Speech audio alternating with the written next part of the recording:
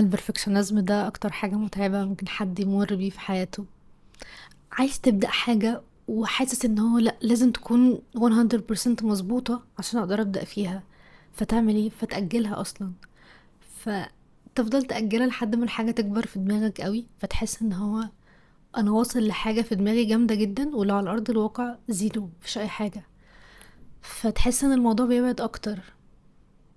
البرفكشنزم كمان بيخليك مش عارف تتقبل غلطات الناس. تحس ان انت انا ما بغلطش او بحاول طول الوقت ان انا ما بغلطش، فمش هعرف اتقبل غلطات غيري. كمان لما بتكون انت نفسك شخص عندك perfectionism، بتبقى عايش حياة صعبة جدا، انت اصلا طول الوقت مش سامح لنفسك تغلط. ما ينفعش تعمل حاجة غلط، لازم طول الوقت بتحاسب نفسك جلد ذات طول الوقت. حياة فعلا والله ما اتمناها لألد اعدائي، يعني فعلا فعلا حياة صعبة قوي.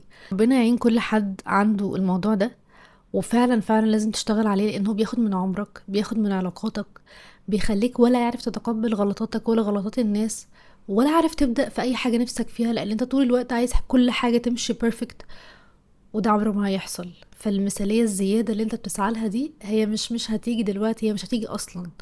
فحاول تعدي الستيب دي عشان تقدر تبدأ.